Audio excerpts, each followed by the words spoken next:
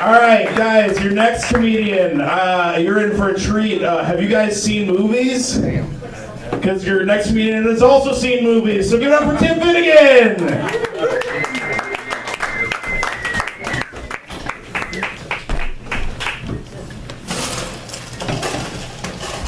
What up, people? How y'all doing tonight? All right, well, that's what I like to hear. Well, my name's Tim Finnegan. But see, besides being known as Tim Finnegan, I could also be known as Neil Page. And I'd like to tell you guys a fucking story about how I was trying to get home from a business trip from New York to Chicago on Thanksgiving. Now, it was the Tuesday before Thanksgiving, just 2 days before Thanksgiving, when I was in a fucking meeting that was running late. And I was trying to catch a 6 o'clock flight from the JFK airport in New York to Chicago O'Hare. But the meeting just kept running late. I kept looking at my watch and like, holy shit, I'm going to miss my flight.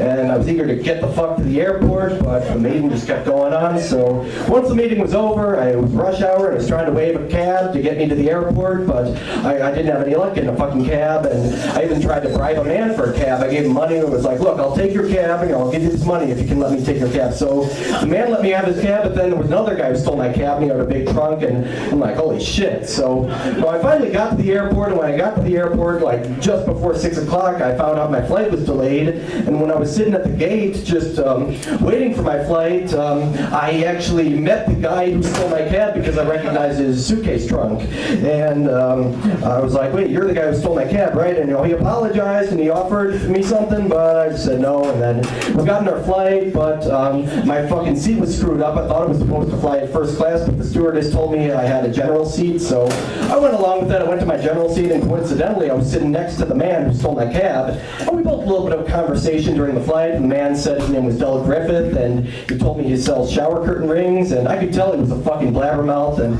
he wanted to really build conversation with me, and we were getting to know each other and shit. But it was later on in the flight, when there was a fucking blizzard in Chicago that day, on the Tuesday before Thanksgiving, our flight ended up going over Chicago, and we landed in Wichita, Kansas. And when we landed, I tried to get a hotel room, but I didn't have any luck, and I also called my wife Susan Page to keep her posted about where the fuck I was. But Del Griffith was lucky enough to get both of us a hotel room. We stayed in a motel, and we were just in the same room with one bed, but it was fucking uncomfortable. And the next morning when we woke up, Del kissed my ear. I was like, hey, why'd you do that? And he asked me why I was holding his hand, and I was like, where's your other hand? He's like, between two pillows. I'm like, those aren't pillows. We all got in a fucking argument. So we went out to breakfast at a diner, but when I was taking out my cash in my wallet, I saw my cash was missing, and I thought Del stole my money, but he said he didn't do it. When I checked Del's wallet, his money was missing too, and we figured out we were robbed. So then after breakfast, I got to the train station, and I bought me and Del, 2 train tickets to Chicago. But when we got on the train, the fucking train broke down in Jefferson City, Missouri, and we were really in trouble then. So then, after the train broke down, we ended up just taking a bus from Jefferson City to St. Louis. And when we were on the bus, we were singing some songs. I sang 3 Coins in the Fountain. Del sang the Flintstones theme song. We were all singing along. But when we arrived at the St. Louis airport, I was supposed to rent a car. I tried to rent a car, but when I got to the place where my car was, my assigned number, there was no car there, and I ran across the fucking runway. I couldn't take the shuttle back, and I went to the Marathon Car Rental Agency, and Edie McClurk was working at the car rental agency, and when she was like, hey, when she asked how may I help you, I was fucking pissed off enough that I said, you can start by wiping that fucking dumbass smile off your rosy fucking cheeks. Then you can give me a fucking automobile. I was so fucking pissed off, and she just didn't even care for the way I was speaking to her, but I was like, I don't care for the way your company left me in the middle of fucking nowhere with fucking keys to a fucking car that isn't fucking there. And I want a fucking car right fucking now. And she's like, she asked for my rental agreement, and I told her I threw it away, and she's like, oh boy. And I was like, oh boy, what? And she said, good fuck.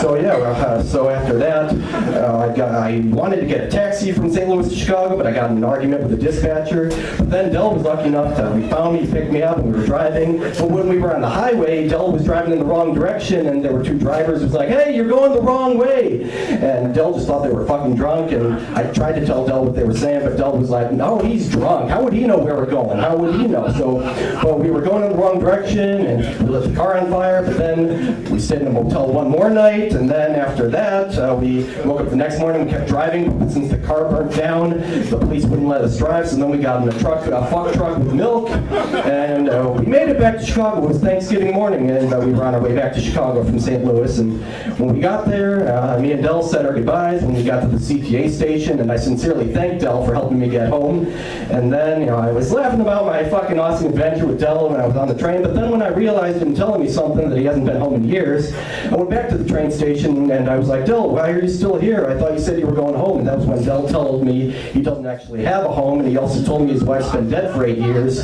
So then, in that case, I invited Del Griffith to join me for my Thanksgiving dinner at my house. We both went home. When I got home, my kids were happy to see me, so I introduced my kids and my wife Susan and my family to my new friend Del Griffith, and we all had a happy Thanksgiving after all. So that's pretty much my story about how I was able to get home on time for Thanksgiving by planes, trains, and automobiles. That's my time. Thank you for watching tonight. Happy fucking Thanksgiving. You guys have a wonderful night. Thank you.